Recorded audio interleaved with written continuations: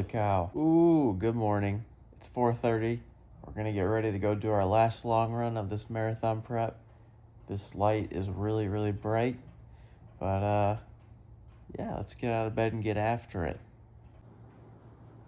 Alrighty, righty. Ladies and gentlemen, boys and girls, last long run of the marathon prep. 11 easy miles. And then,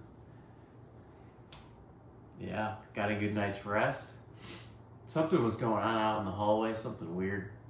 Someone was like running up the stairs, knocked on someone's door. That's ridiculous. Da da da da da da da. Call 911, blah blah blah. It was really weird. And then just kind of went silent. And that was like less than an hour ago. Nightmare-esque type dreams, and then that happened. It was weird. I was like, ugh. Just like makes you feel weird, like creepy, weird, odd. But we're doing the classic 2 scoops G1M.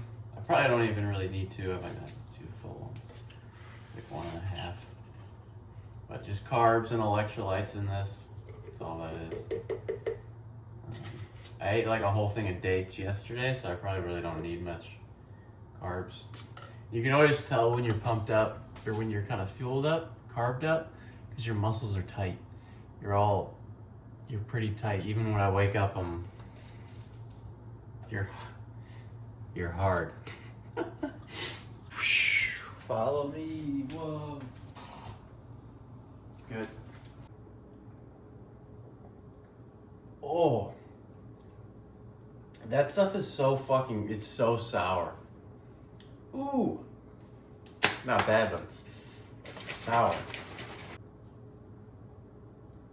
You do that?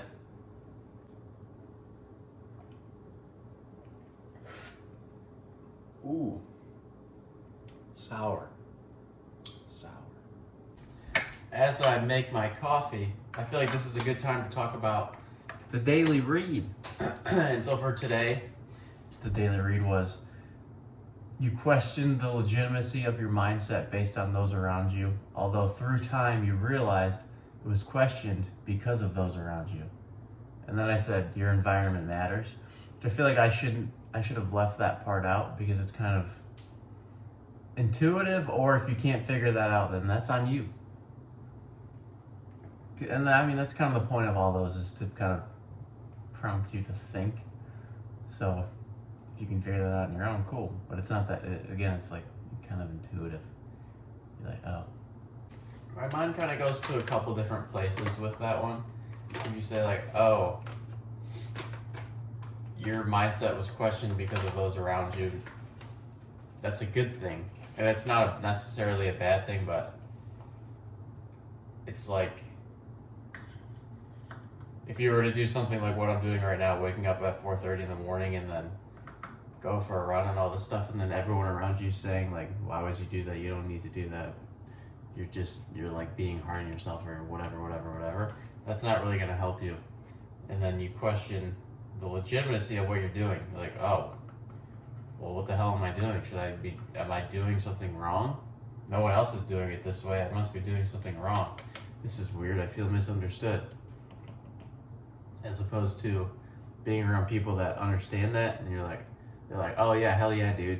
Get up early, go run 11 miles, get your shit done, because you got a whole day to do all this other stuff, or to do all the other things you have to do. So you wake up early and get that stuff done. And then you're around people that support that. Pretty, just your basic stuff, man. Your environment matters, who you're around matters. I mean, I was just thinking about that with where I live. I mean, I think that a lot about where I live and who's all around here and all that stuff. We're back for the morning couch talk. Daily vloggers, coffee. Ooh. Coffee and milk. Milk because it's so hot, it has to cool down quick. I'm thinking a lot about, I tend to think a lot about, it's like, people always look back on their journey, quote unquote journey, and they're like, oh, I wish I was more this, I wish I was more that, I wish I was more happy, I wish I was more present, wish I didn't care as much, or wish I was whatever. So that I always think about the things that people repeatedly say are always true, and there's a reason why people say that, and that's one of those things that people always say. Oh, take in the journey, because that's the important part, blah, blah, blah, blah, blah, blah, blah. You really try to remember that in the moments when it freaking sucks, or like when you're just confused, or you're really down on yourself, and you're just like, what the fuck? But part of those emotions and like feeling that way is when you do look back on it, that's part of the fun. And that's part of the part that you're like, damn, that's cool that I pushed through that or whatever. That's how I felt during the first marathon prep. I remember days like, holy crap, I can't do this. How am I gonna do this? And then you do it, and then now I look back on all that and like, damn, that was cool. Good job, kiddo. That would have been a cool one to vlog because it had the 2 hurricanes, and one was just my first ever marathon. I ran 10 miles for the first time in June of 2024 in my life, and then went into that marathon prep. So everything above 10 miles was new territory. So I was basically hitting like new milestones every freaking week after a couple weeks. So then like especially every Sunday, it was always long runs. Every Sunday was a milestone. You're like, holy shit. And you go into it. I remember a 12-mile run ahead, and I was like, holy fuck. Holy shit, how am I gonna do 12 miles? And then I did it. I remember that day too. It was hot. It was hot. Because I always like going to the grocery store in the morning because there's less people, so I would prioritize that over running in the morning, which was kind of goofy because it was so freaking hot. But I attribute that heat to my conditioning as well, though. But taking in the journey, like yesterday I was leaving the grocery store. For some reason, whenever I get groceries and I'm leaving, they're already paid for, and now I have them. You just feel kind of grateful. You're like, nice.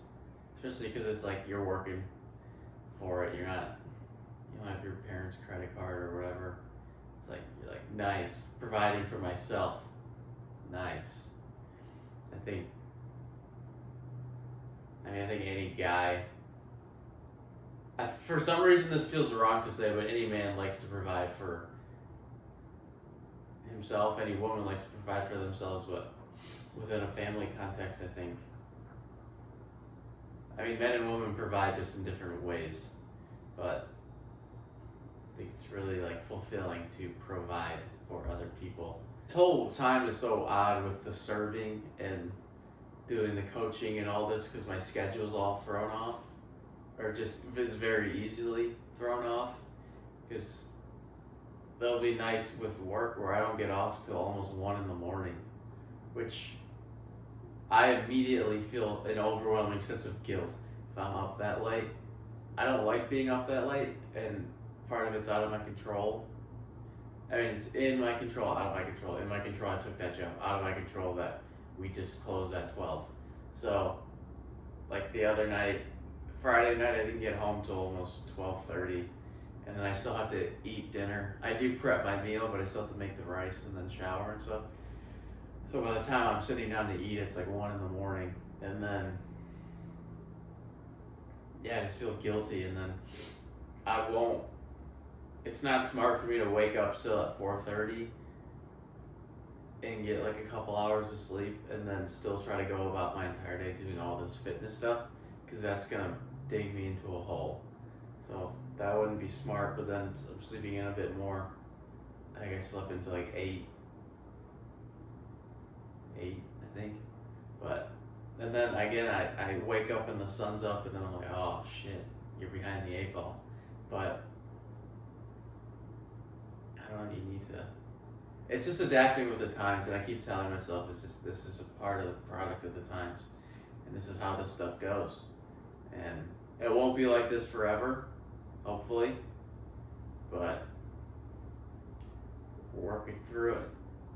We're working through it and trying to enjoy enjoy these moments, because I know that when I look back on it, I'm gonna be like, dang, remember those times when you were freaking working till like 1 in the morning, and then I'm saying that to myself, but working till like 1 in the morning and then getting up, doing all the other stuff, doing it all over again, just all over the place. It's kind of how it feels. So right now, you look at it and it feels like there's no end. No end in sight. You're just like, oh man.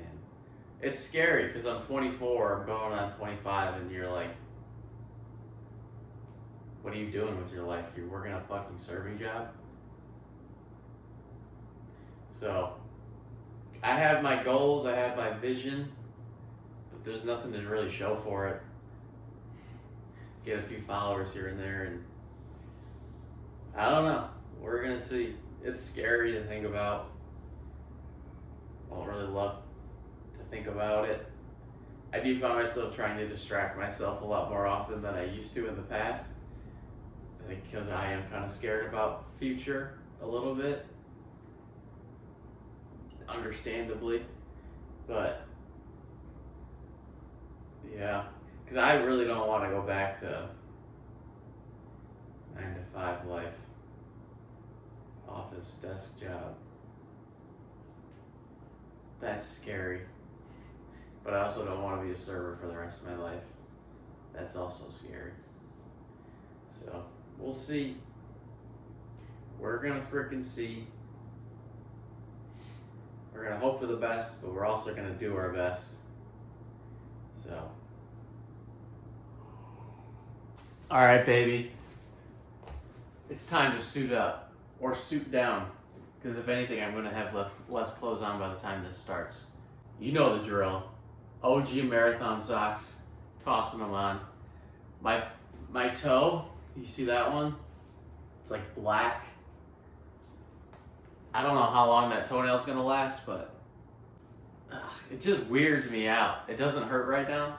It'll kind of go through phases where like some days it'll hurt a lot and other days right now it feels like nothing. But crack my ankle. It weirds me out. It just gives me the heebie-jeebies. I don't like it. But I find it hard to believe that, I mean, throughout this week, I think my longest run, I have 11 miles today. I probably said that like 20 times, but 11 miles today, but throughout the rest of the week, I think my longest run's like 5 miles, potentially. Like I have it set up. I haven't shown my marathon plan in a long time. I should show that. Or does it start like right here at the cutie? Not sure. Getting sidetracked. Toss on the old half tights. It says way of life in the back. I fuck with these because I like just walking around in underwear all the time. But it still feels odd to wear them outside in public. But whatever. I'm doing my thing, man. Just doing my thing. How do my quads look? I've been feeling a little self-conscious of my legs. I feel like they've gotten small. But, hey, another product of the times type of moment. Right now, these past like probably 2 or 3 weeks, I really haven't done any kind of heavy pressing in the gym for leg day because my knees, specifically this one, I've been riding in overuse. Kind of like I can tell whenever I'm kind of overusing my knee, I'll get pain right here by my kneecap, like that patellar area. And I used to kind of get that all the time when I was younger, but yeah, I've just been feeling that a lot, so I've been steering away from doing any heavy pressing. Ooh, baby. Oh. I'm fired up. I am trying to grab my water bottle. Ooh, I'm fired up. I am fired up for a multitude of reasons. Good ones and not bad ones, but just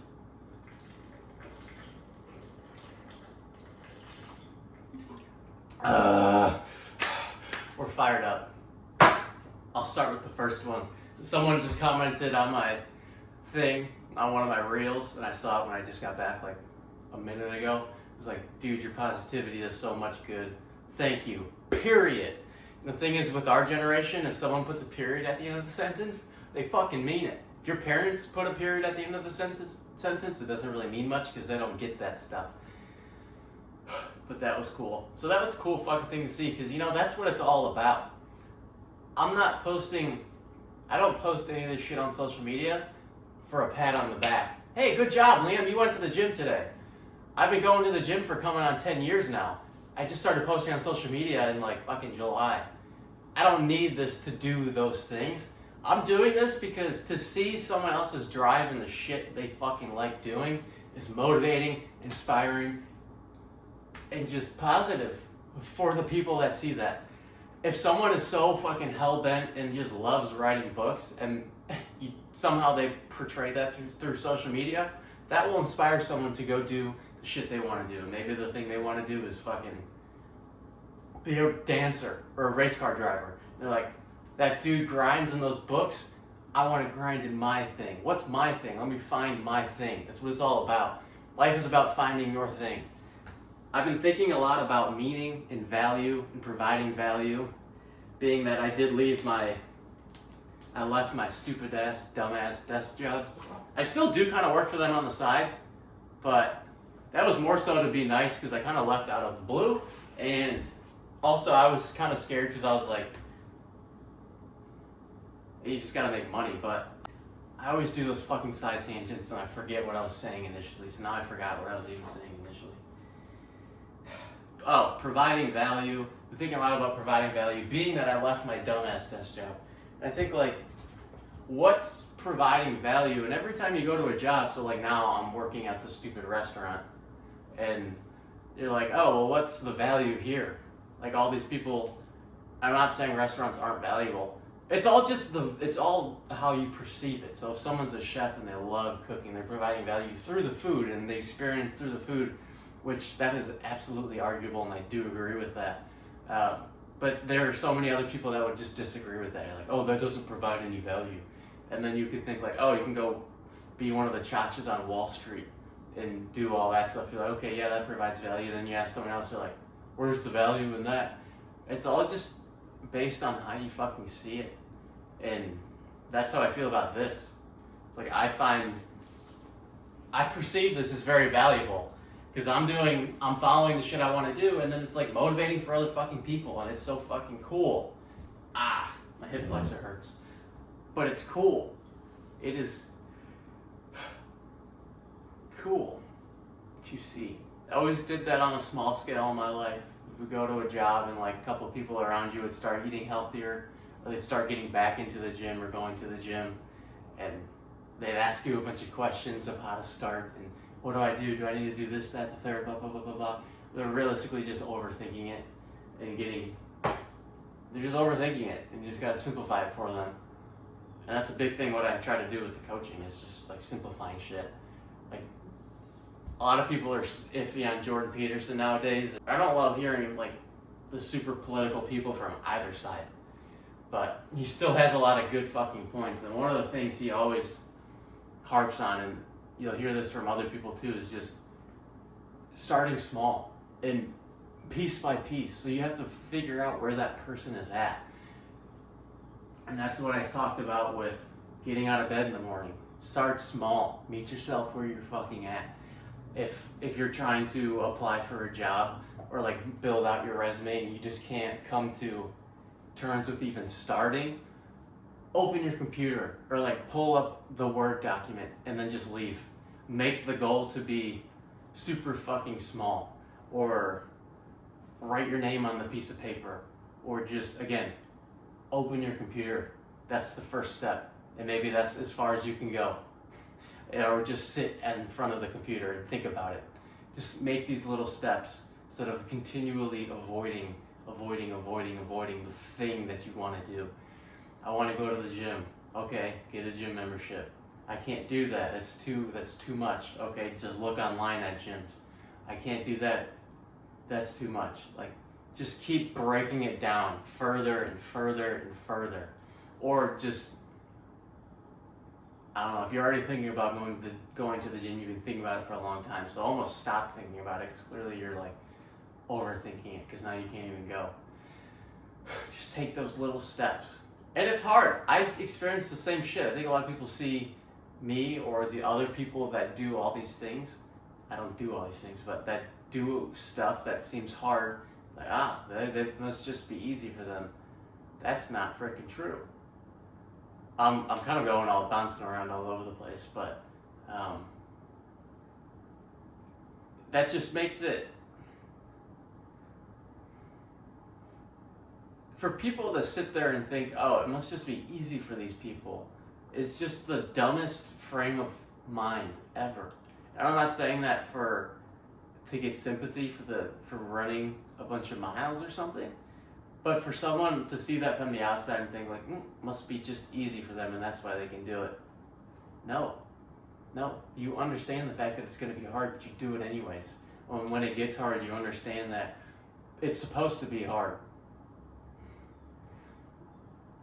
That's like the biggest cheat code in the world, is understanding that when things are hard, you say, well, it's supposed to be hard. And you're like, okay, well, I'm going to keep going then.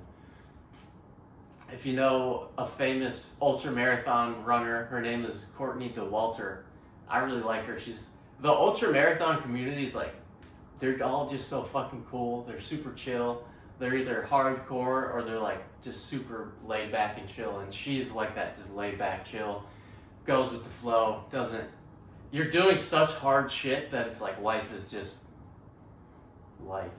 And I don't know, I really like her, but her first 100-miler, she holds like a bunch of world records. Her first 100-miler, she DNF'd, so she didn't finish because she didn't think it was supposed to be that hard.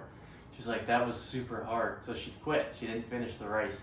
And then all she says is when she realized that it is supposed to be that hard, she was able to do it. It was still hard, but it was mentally easier to get through those times because you realize it's supposed to be fucking hard. I want this, I want that. Okay, go get it. But just realize it's not going to be fucking easy.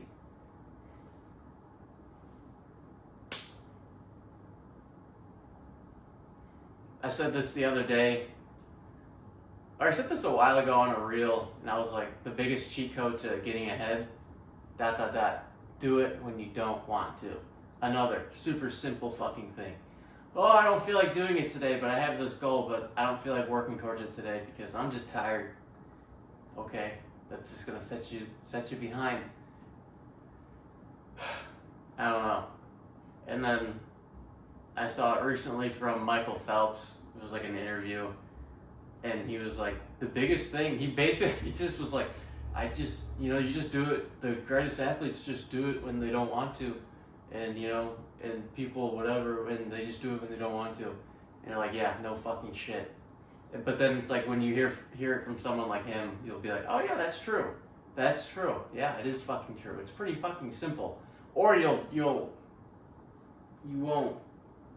be like, oh, well, it's Michael Phelps. Of course he'd say it when he doesn't want to, because you'd make some fucking excuse because you're too fucking victim lazy in your own head of why you can't do certain things. I'm fired up.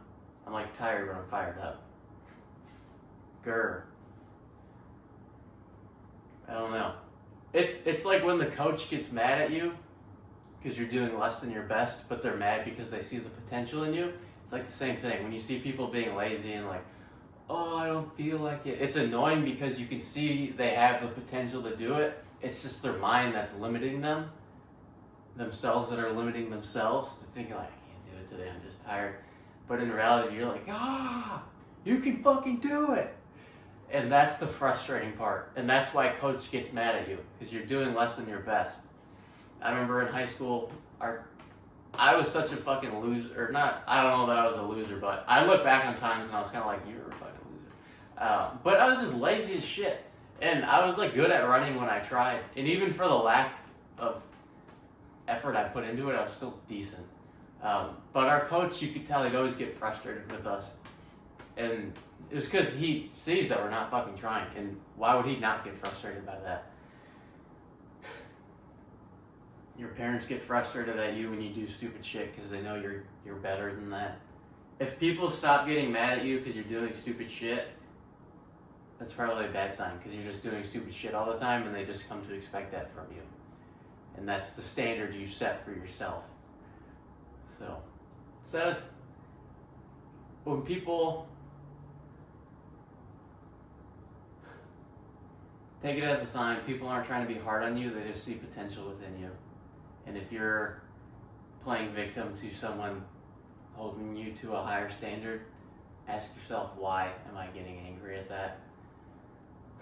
Or if people just don't hold you to a high standard and they expect you to do that shit, that's also not a very good sign, once again. So, you can learn a lot through, of course, but you can learn a lot through your interactions with other people and what other people think about you. Not that that inherently matters, but it can be very telling of yourself. If there's like a very wide, big group of people that think the same thing about you, it's probably true. So that could be useful information for the future, for growing, changing, and being better. Yeah. I talked about on my Instagram story, I saw a girl on Bayshore, the old influencer Bayshore. This girl was walking and then started running and was taking a video of herself running and then stopped running once the video was over and started walking again. And then I was like, the only person she's hurting is herself, because no one gives a shit what you do on social media. And if you're sitting there and lying about it, she's just hurting herself, because she's going to go to bed at night and know, oh, I lied today. Everyone that saw that thinks I ran, but I wasn't running. I was just walking. And I pretended to run for the video. And I mentioned, like, maybe she was making a joke. She was like, I started running for this. Like, well, like, that would be funny. That would be fine. But if she was trying to, you know, be honest and be honest with the lie, does that make sense? Because it makes sense in my head. She's hurting herself, because she's going to go to bed and think, like, yep, I lied today. Jolly me. That's not going to help anybody. That surely isn't going to help your self-esteem. And then I was like, respect yourself enough to tell the gosh darn truth. Yeah. Because then I was like, same goes for me. Because I always got to make the comparison, same goes for me. Because then it's like, it balances my judgment for the other situation out by judging myself. Or by, like, holding myself to that standard. Because if I'm sitting here and lying all the time, if I said I ran 11 miles at a 7:18 pace today, but lied about it, I'm going to know that. And then you won't necessarily know that right now. I can show you my watch, but you won't necessarily know that I'm lying right now. But come race day, if I say I'm trying to run a sub-3-hour marathon and then I go in there and run like a fucking 3:20, you're like, this kid was a fucking fibber. This kid was fibbing. I was lying the whole time. So, yeah. Tell the truth. Even though it's not always easy. It's not always easy. But you know what? Choose your fucking suffering. Every time I die off with the conversation, another little thought pops in my head, and then I can rant about that, or I can yap about that. So then I said, choose your own suffering. I could yap for 20 minutes about that, and then go on, and then something else would pop up, and then I keep going. I can sit here and talk all freaking day. But the last video was like 45 minutes long. I don't know how many views it got, but probably like 5. I don't think people want to... If you want really long videos, I can make them that way, but I feel like you probably don't want really long videos. So I'm going to stop talking now. It's 8:36. My toenail is still on, and I don't feel it, but it is pretty gnarly looking. But yeah, gonna go about the day. Got a couple coaching calls. Gonna go to the grocery store. Gonna eat, relax. I want to try to wash my car, I think, maybe today. If you don't know me like that, I like my car and I like a clean car, so I try to wash it every like 2 to 3 weeks. But over time, once I get more free time, I want to start showing more stuff of my car on YouTube. And like that box behind me has exhaust piping in it that I've been needing to fix my exhaust for a long time. If you go back on my Instagram, you'll find reels of me doing my exhaust. Watch them because I think they're actually pretty funny. I like them, but I still need to redo my exhaust. It's still not even fully finished, and it sounds like shit right now. So that's what that box is all the exhaust piping. I just need honestly, I need the time and a day in which I'm not trying to kind of recover from a long run, because if I'm sitting out there in the heat all day, I'm gonna fuck myself up. So, anyways, whatever. Fuck you. I love you, but fuck you. I'm done. This is over. I'm editing this video right now, and I'd hate to end things on such a harsh note saying fuck you. So I love you. If you made it this far into the video, you're super duper freaking cool. And do that, and you're freaking awesome. I don't know how long this video was, but if you listen to the whole thing, props to you, because I just was yapping the whole time. And I'm yapping again. Daily vlogs for the marathon. May 4th, sub 3. Let's get after it, baby. I'm draining my legs right now. Let's get her done.